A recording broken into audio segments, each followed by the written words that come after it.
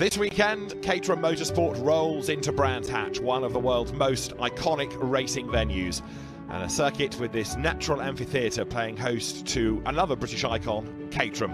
We're in for some great racing around the shorter Indy circuit, and with corners such as the legendary Paddock Hill Bend, this is going to be good. There are 5 championships within Caterham Motorsport, starting with the Academy and ending up with the 210 brake horsepower top flight 420R series.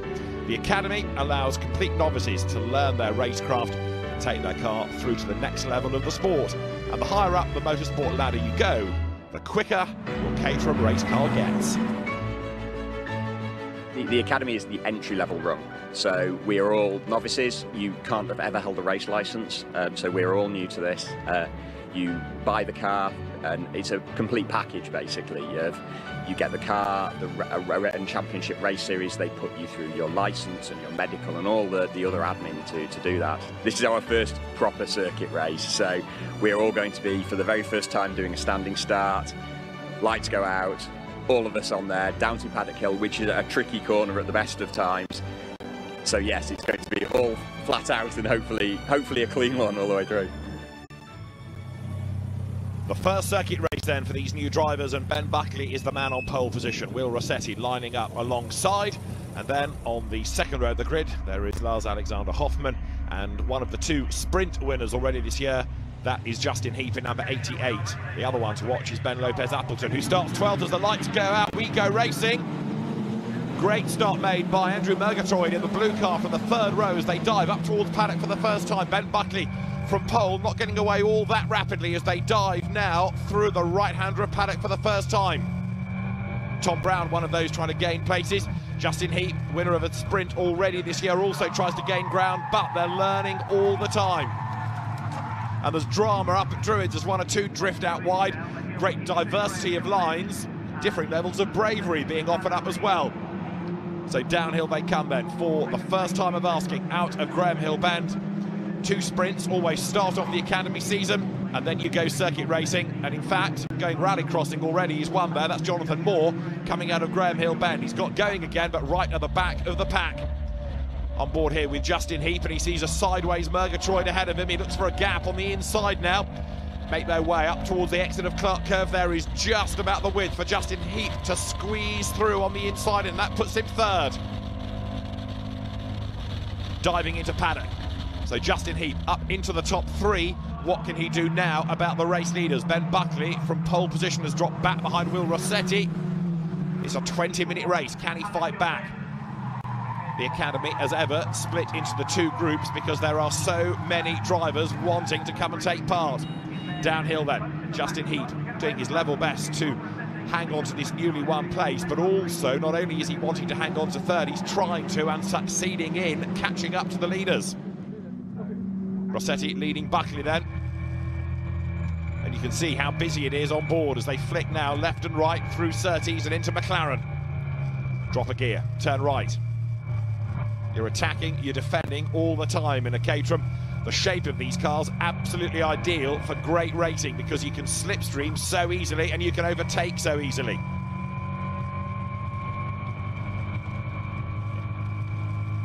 Side by side up the road. Dive into paddock. The road plunges away, and somebody's run way wide there. Sliding off the road is Greg Smith. He has a big old tank slapper. He's back onto the road, but sheds bodywork in the process. Greg Smith started 8th on the grid. He drops down the pack as the leaders now work their way again down towards Graham Hill Bend, and it's all shuffling.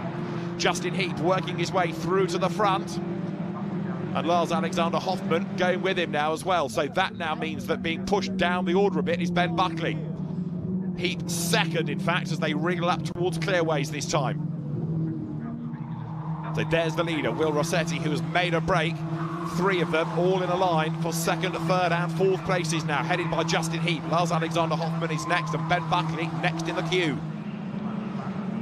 Over the timing line they come. This is Justin Heap's view. It looks pretty calm up front, far from it behind him, and they're diving past him. There's contact. That was Hoffmann, and off he goes. Hoffmann is an off man. Into the gravel bed, Lars Alexander Hoffmann going no further. The car may have picked up damage, but either way, he's well and truly stuck in the gravel. So that puts Heap up into 2nd spot. And into third, Ben Buckley, and we're going to have a safety car because Lars Alexander Hoffmann's car is in a pretty awkward place on the outside of Paddock Hill Bend. Out then comes the safety car. That's the replay of the contact. Hoffmann diving up the inside. There wasn't quite the width. Have a look from Ben Buckley's point of view. Justin Heap came across to try to defend, but contact made, and the net result is he loses bodywork, but Hoffmann out of the race. Safety car will peel in this time, and we will go back to racing. Will Rossetti versus Justin Heap versus the pole man, Ben Buckley, as they come now up towards the timing line once more. Green flags fly this time around. We go racing once more, and he launches up the inside line going into paddock, and he takes over the race lead. Good move, that, brave stuff. So Justin Heap it is who takes over the lead now. They make the climb up towards Druids. Ben Buckley trying to fight back against Will Rossetti as well, and Andrew Murgatroyd there in the blue car. The YouGov account manager is in the mix as well. There's another spinner. That is Dan Clayfan. The IT manager has had a real moment coming out of Graham Hill Bend, but he gets going somewhat delayed. Murgatroyd in the blue car, though, is the one to watch now because he's crawling all over the back of second and third, and the leader, Justin Heap, is getting away. Up towards Clearways they come. Through the right-hander. There, look, Murgatroyd onto the power. Through Clark Curve he comes, and the sprint now up towards the line. Plenty of great battles going on lower down the order. This the replay of Dan Clayfan getting it wrong. It was coming out of paddock, in fairness. Round he goes. And Clape's back into the right direction. Delayed, chastened, but he fights on.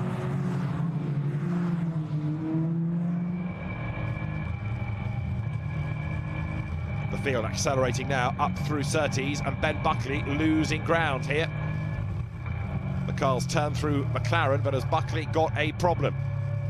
We've got a yellow flag being waved again there. One car heading for the pit lane, so some slow. Not heading for the pit lane, recovering after a moment. I see, that's a rather unorthodox way of coming up towards Clark Curve. The leaders battle their way through, including the damaged car there. Look at Greg Smith, the blue car on the outside line going into paddock. Andrew Murgatroyd dives up the inside of Will Rossetti and goes through. Murgatroyd then inching his way forward all the time here.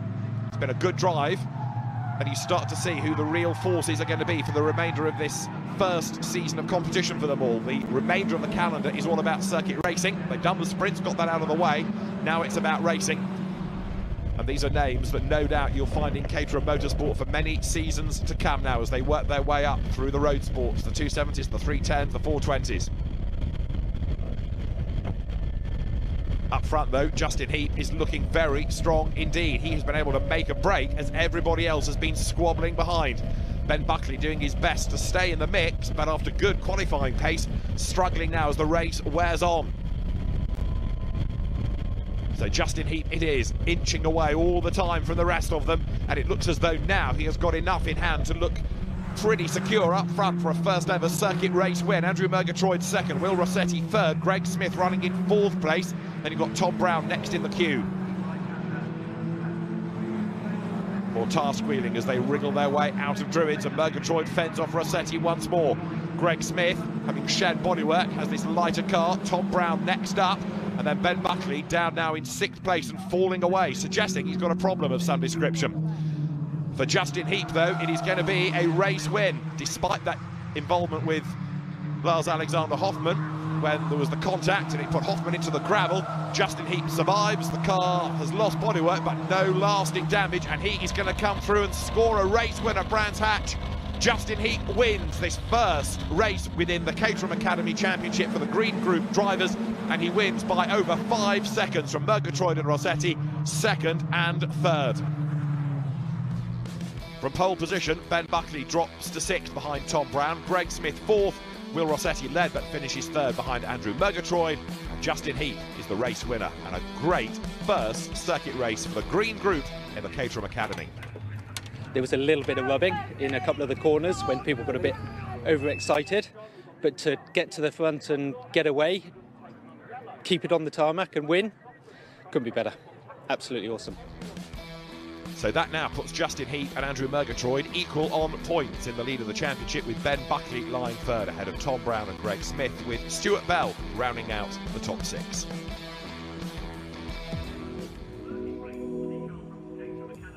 To the grid came the cars for the white group, another batch of racing newcomers, all eager for a maiden victory in their first ever circuit race.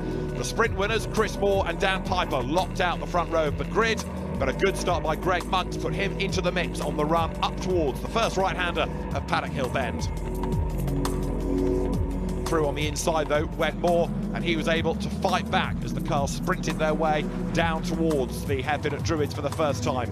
There was more drama though lower down the order. Bodywork was shared, cars came together, and the first real casualty was Gideon Wilkinson. He was off into the gravel bed. That brought out the safety car briefly, but when the pack went back racing, Greg Monks became the man to beat. The green flags flew all around the circuit, and it was Monks up front as the cars accelerated towards the end of that 20-minute race. He was under pressure though, because right with him was Chris Moore, and Moore tried to challenge on the run up towards Druids, but to no avail. As the cars accelerated their way up towards the checkered flag, it was Monks from Moore. The gap between them just 0.394 of a second, and it was a delighted Greg Monks who secured a maiden race win. Sixth went to Mick Assey behind Craig Menzies, Alan Venters fourth. The podium was Dan Piper third, Chris Moore second, and a very happy Greg Monks as the race winner. It's incredible. I mean, we all, I suppose, race to have fun and enjoy it, and the ultimate is, you know, to get a little bit lucky and clinch a win. So, well, it couldn't be better. I'm just, yeah, I can't believe it, to be honest. It's a bit of a cliche to say, but yeah, it's unreal. Yeah, it's really good. And so Greg Monks with a 2-point advantage over Chris Moore in the championship. It's Dan Piper third, then Alan Venters with Andy Tate and Luke Fryer doing the chasing. The Caterham Academy drivers have proved their ability. We look forward to more great racing from them during the season, and there's more action to come here after the break.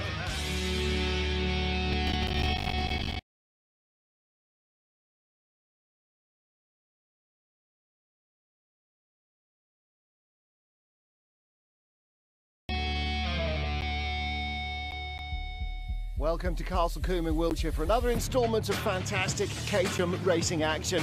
And this is the perfect track for these cars. Old school, just like the Caterhams. Provides a really nice mix-up. We go to Silverstone, for example, a couple of rounds, which is obviously incredibly modern, huge runoffs. This is very different. It's an old-style track. It's got great character and really good for spectators as well.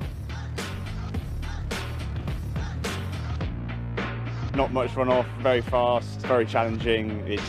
You know, it's not a technical circuit, but if you make a mistake, it will punish you severely.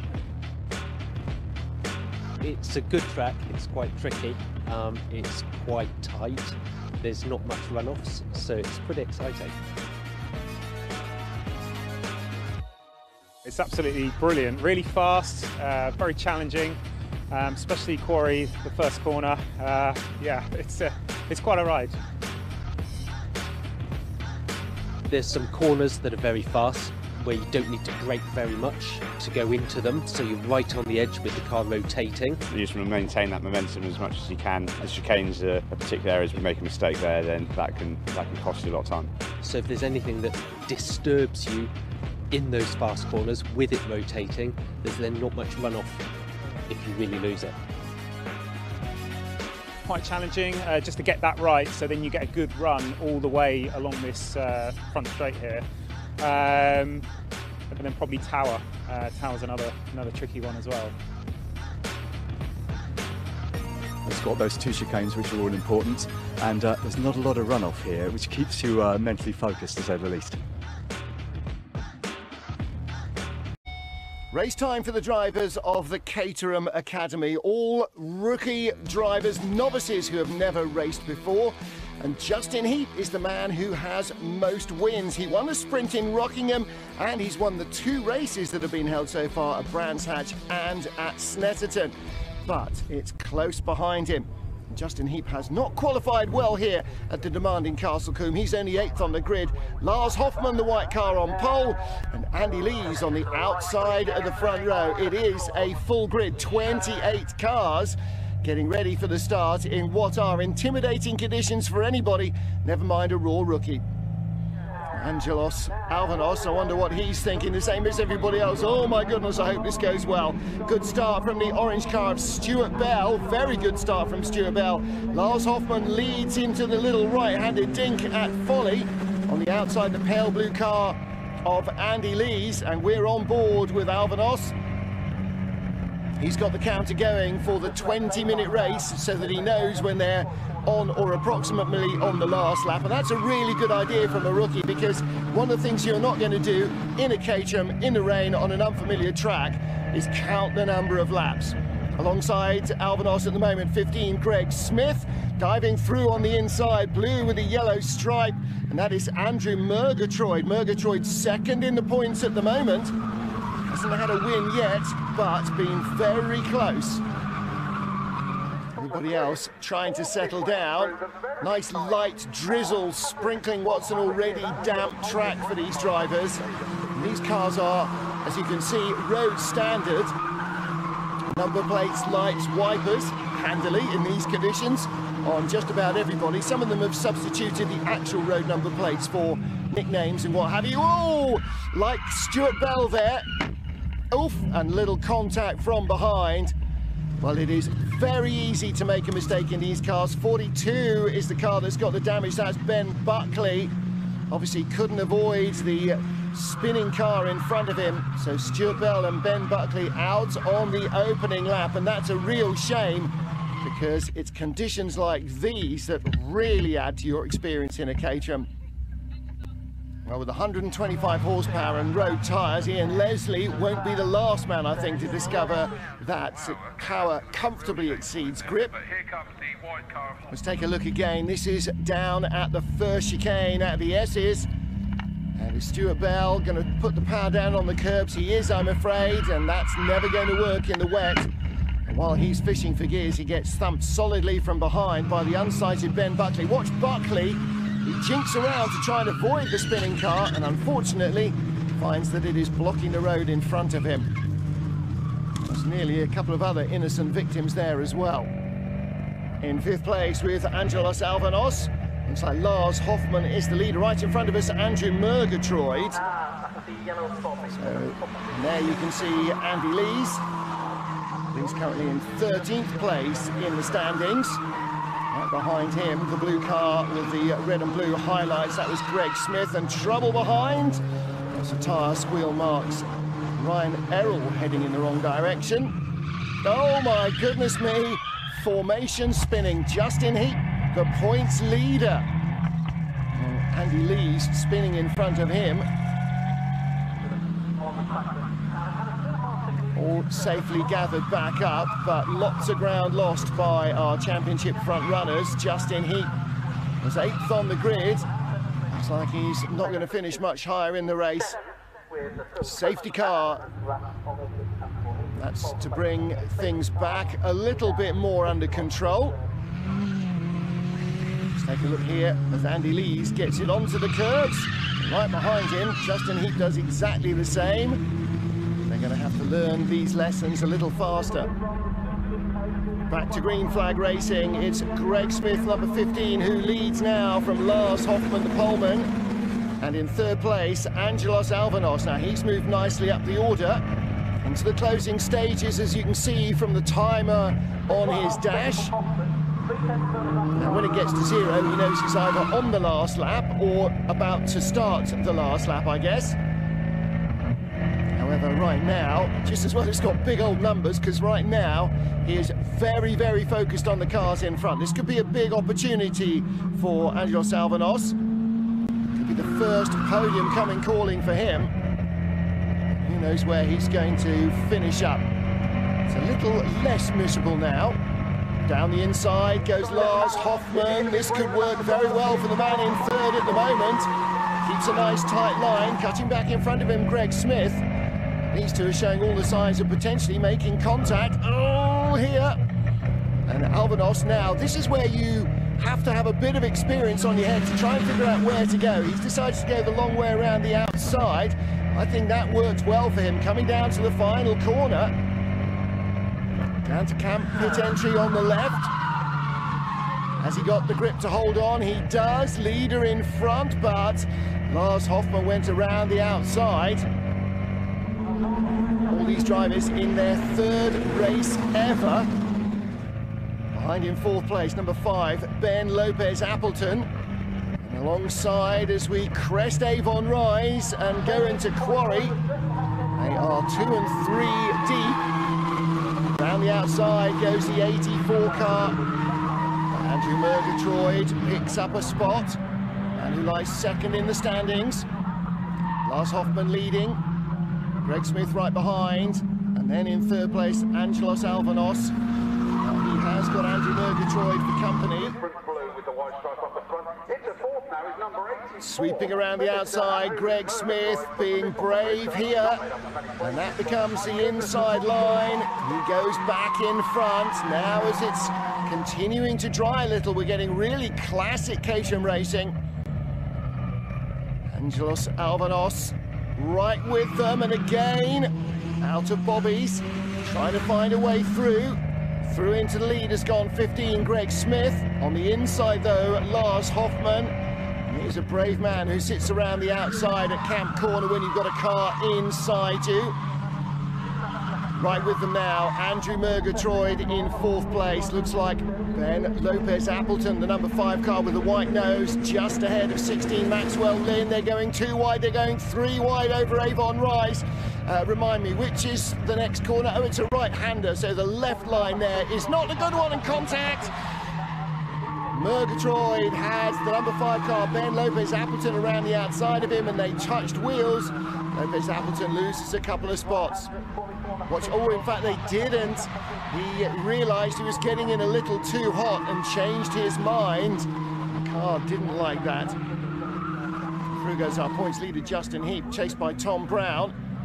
Wipers still flailing away. I think the drivers are frantically busy keeping the cars on the island, not worrying too much about the burning rubber of the wiper blades on a relatively dry windscreen. Lars Hoffmann still from Greg Smith. Andrew Murgatroyd 84 ahead of Angelos Alvanos. This is 2 by 2. Coming down to Tower. This is a really daunting right-hander. And Alvanos on the outside, dropping back into fourth place. Down into the chicane of Bobby's. Right, left, right. He's in fourth now.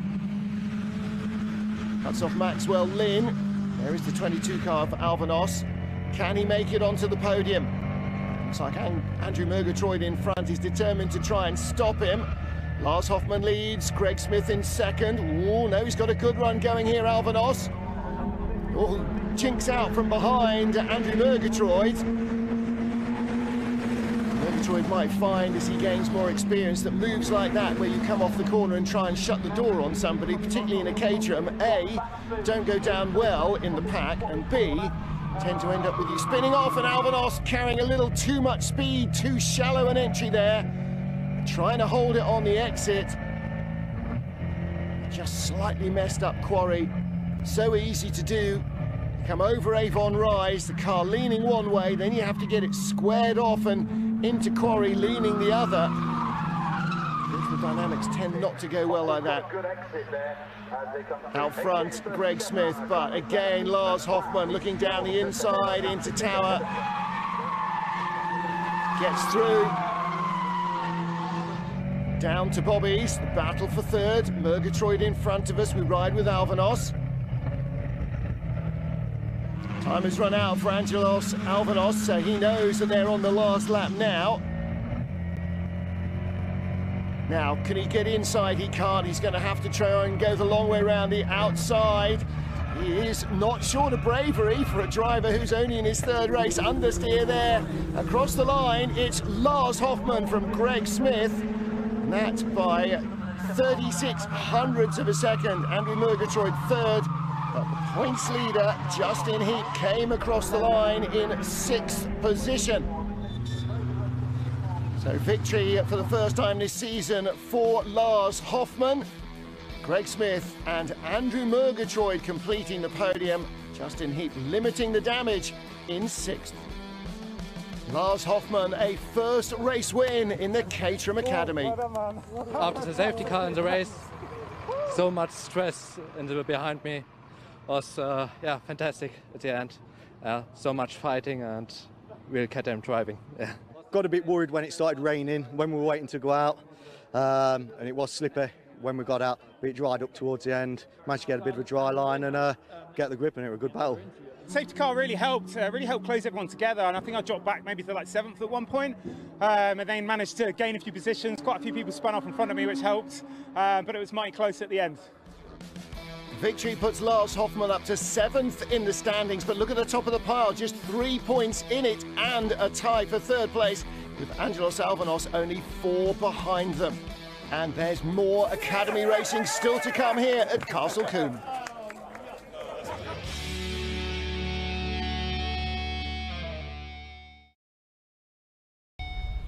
Caterham Academy racing at Castle Combe, and the Academy in its 24th year so successful that they have to have 2 groups of drivers. Well, Chris Moore leads the white group from Dan Piper by just 4 points, with Alan Venters 3rd in the standings after the first 2 sprints and 2 races. And it is Chris Moore who's on pole position for the 3rd race of their season here at Castle Combe. Now, this will be new territory to all these drivers. Like the green group within the Academy, everybody here is an absolute raw rookie. Behind Gregory Monks is Craig Mengies, 3rd on the grid. Chris Moore and Gregory Monks on the 1st row of the grid.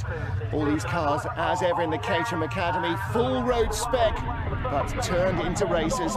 Chris Moore leading from the front, but they go 4 wide, with Craig Mengies in the middle, the red nose, and Tom Power on the outside. 2 front row men starting a little less well than the 2nd row men. On board with Dan Piper. Dan Piper 2nd in the championship standings. He's been on the podium in the 2nd race at Snetterton. And he actually won the first of the sprints of the series. Everybody safely through quarry for the first time. Drier conditions than their classmates in the white group, who had to deal with quite a lot of drizzle in their race. And it is Chris Moore that leads from Craig Mengies in 2nd place. 95 Tom Power in 3rd. Up the dust, show that Wiltshire has not been a stranger to the tropical British summer so far this year, but the weather has turned in the last week or so. Chris Moore leading the field as they string out around this fast and bumpy circuit. The really daunting Corners Tower they've just gone through is a pretty ballsy one. Craig Mengies in 2nd place, rushing down towards Cam Corner. Here's another one. Oh, looking down the inside, you can see Tom Power in the orange and black car. Didn't make a lunge. A bit of understeer there. Craig Mengies in 2nd place, Tom Power in 3rd as Chris Moore starts to ease away. 74 in 4th place is Alan Venters as Power goes around the outside at Folly. And then up over the brow at Avon Rise. Rejoining the track is the number 90, Ali Hussein. Yikes! Now that looks a little bit like he changed his mind going into the corner. Thought he was carrying too much speed in. Unfortunately, you tend to have to be a bit confident with those. Alan Venters, 3rd in the championship, standing now ahead of Craig Mengies. And the leader starting to clear off. Chris Moore making a break out front, and that is a rare eventuality in a Caterham race, as these guys will learn if they continue to move up the ladder. Tom Power in the squabble as well on our left. Does he come through in Avon Rise? Sort of, but doesn't make it through. 74 Alan Venters in 2nd. Power equal 3rd with Craig Mengies, and just about to get equal 3rd as well. Coming down the inside, 77, the black and red car, Gregory Monks, bails out on that one early. So Mengies holds 2nd place as they fly through the S's. Make that 3rd. So he's in 3rd, Monks up to 4th. A little further back with Dan Piper. And this is a very familiar view for Caterham racers. Long queue of cars, each trying to leapfrog the other down into Tower. Piper now on the tail of this little group. There he is in the black and lime car. Lime green makes every car look great. Oh, big lock up in front. Coming back on after that little moment was Alan Venters. shouldn't really gain a big advantage by making a mistake.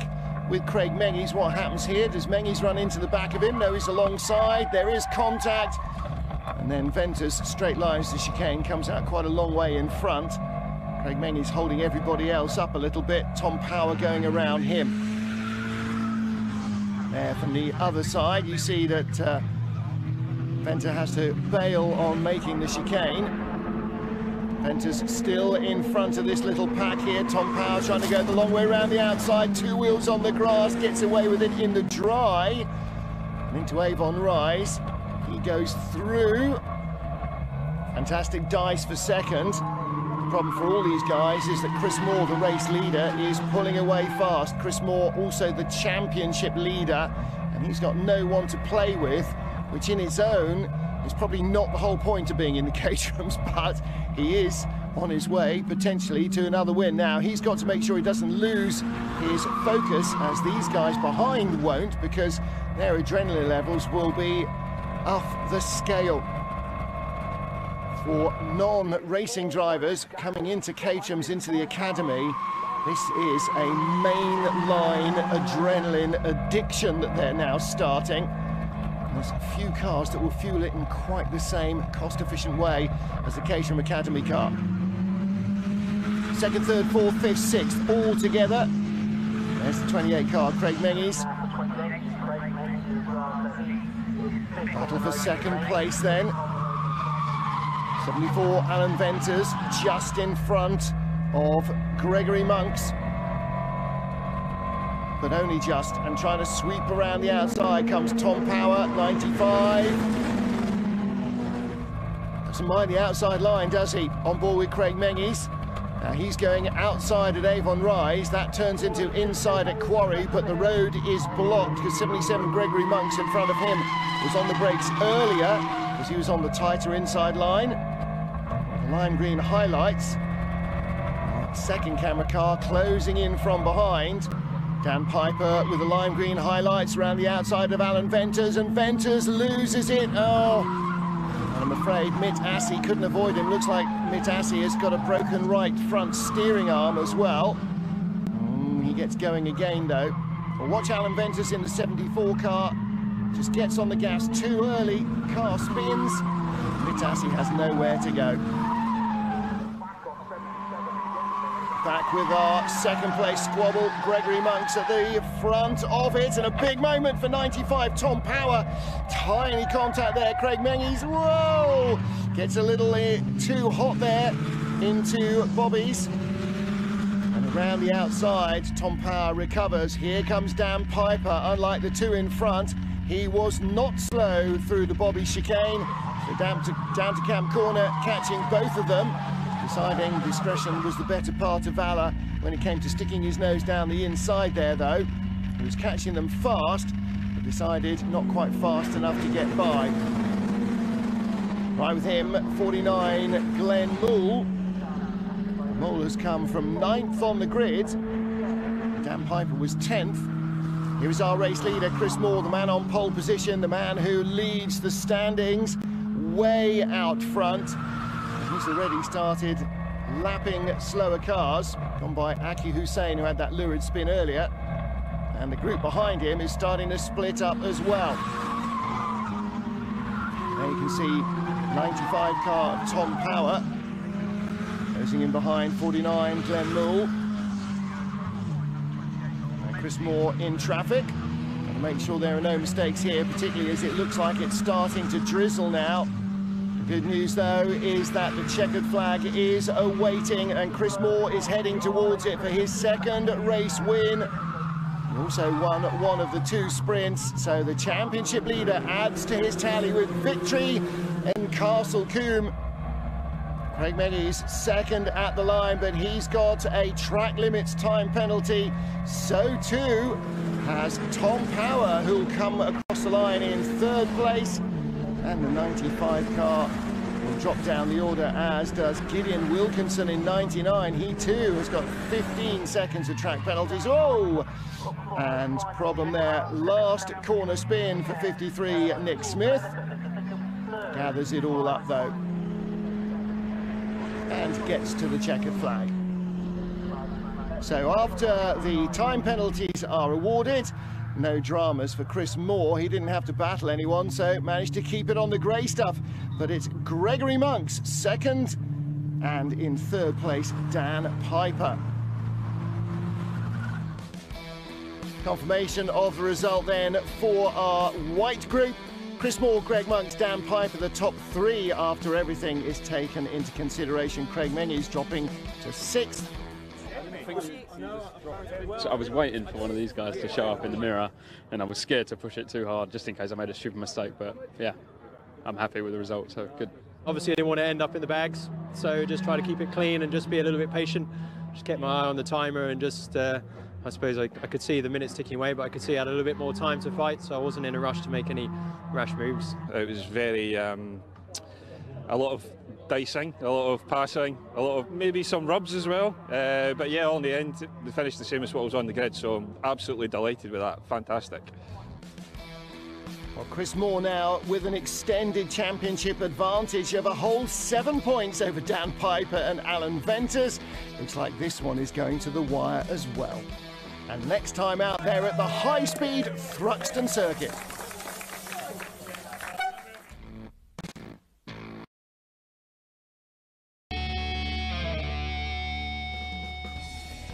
This weekend, the Caterham motorsport season reaches its climax. For the final rounds, we're at Silverstone, the home of British motor racing. And in the Caterham Academy, 2 champions have already been crowned. In the white group, Chris Moore. It's been great. Nerve-wracking, but great. And then having good people alongside you that you like know and trust to, like, you know, who you can and can't make moves on makes it even better. I'm trying to decide next year. I'm definitely carrying on in the Caterham series, but I was trying to decide between road sport or maybe even see how my luck goes in 270, so 2 classes up, but I might be pushing my luck there, so we'll see what happens. Whilst in the green group, it's honours for Justin Heat. It's been an amazing season as an introduction to motorsport. Pressure's been on from halfway through, and to finish it off with a win, get the championship, it's just been epic. And now it's time for the one-off non-championship race, which puts the 2 groups together to find out just who is the fastest Academy driver. It is time for the Autumn Trophy. Pole position to Justin Heat then, 4 times a winner en route to winning the green group. Alongside him is Lars Alexander Hoffmann. It's a 20-minute race, 38 cars good to go. Near the back of the grid there, David Thornton lines up alongside him, Simon Ockenden. So the black car, Justin Heat then on pole position. Look at the weather conditions they've got to cope with. They look now, the drivers, towards the lights, which will go red. Engine notes will then rise. Let's see who makes the best getaway. We go racing. Bad start by Will Rossetti. He bogs down. He's not the only one as well. I think Ben Lopez-Appleton was a little bit sluggish out of the blocks, and this is Chris Moore's view. He was 10th on the grid as they dive down towards Abbey for the first time. Remember, all of these drivers at the start of the season, complete novices to racing. Now, look at the conditions they've got to cope with. There's 1 car off the road already, going through Abbey as they tiptoe their way up towards Village, and it is going to be Lars Alexander Hoffmann who has the race lead here. Through Village, everybody looking for traction, looking for visibility as well. These are really tough conditions for anybody to race in, never mind racing rookies. They take that link road and then towards Hangar Straight. Speed building all the time here. And on board with Chris Moore as he accelerates through Chapel Curve and now onto Hangar Straight, down towards Stowe Corner for the first time. This 20-minute race. Down towards Stowe. Meantime, the race leader is under attack because Lars Alexander Hoffmann is being given a very tough time indeed, partly by Fraser Jones. Also, Justin Heap is in the mix and making good progress. Chris Moore, somebody that's gone straight on. It's Andy Lees straight on at the end of Hangar Straight into the gravel. He might just be able to dig himself out of that. Wet gravel compacts and sometimes works in your favour. Heading down towards the end of Vale. Fraser Jones then from the second row of the grid leads. Lars Alexander Hoffmann goes a little bit deep and loses track position there. Justin Heat goes past him. And Maxwell Lynn, looking the second of the black cars, goes around the outside. Andrew Murgatroyd makes progress as well. So Hoffmann, struggling for grip, loses places. 29, Will Rossetti goes through. He was 6th in the green group this year, but he made that bad start, remember, so he's playing catch-up now. Over the timing line they come, and up front looking good is Fraser Jones. Now can he break away from the rest of them? Through there goes Lars Alexander Hoffmann, second in the green group with a couple of wins this year, but this is Andrew Murgatroyd, who is making great progress, working his way up through the order. Drama for Simon White, I'm afraid he's lost it coming out of club corner. He's spun, he's up against the wall, he trudges away. Replay of the start as the safety car is deployed. Andrew Murgatroyd's view, blasts away from the 5th row of the grid, works his way through traffic. Being careful not to get too much wheel spin, visor down so the rain doesn't come in. A visor up because he steams up. Now down towards Abbey. No wipers on, just letting the air pressure blow away the rain. So Justin Heath leads the way as we go back to the restart. Behind him, chasing hard now, is Andrew Murgatroyd, but rather than attack, he may have to go defensive here. Let's see. Down towards Abbey. He's coming under attack because Lars Alexander Hoffmann, who led early on in the race, is right there on his tail and looking for a way by. This is on board with Chris Moore now, tiptoeing his way through Abbey, gaining ground against the cars ahead. So Moore, 10th on the grid, but making good progress in the race now. Race leader goes through. Justin Heath could be on for another victory this season. It's a non-championship race, but it's the only time that the two groups have competed against each other. Andrew Murgatroyd, though, would desperately like a race win here. Through they turn. One or two of the back markers going out wide, letting the cars go through. Guy Berryman lets the quicker drivers by, and so now onto Hanger Straight. Through the traffic they wriggle. Andrew Sargent gives up his track position, and so now the race-leading duo almost as one. Getting a tow is Andrew Murgatroyd. This is brave stuff in these conditions. Down towards the end of Hanger Straight, Justin Heath on the inside line still maintains the advantage, and right there behind him is Murgatroyd. They go through Stowe and down through Vale. Murgatroyd tries to get up alongside, but no, Justin Heath just has the advantage.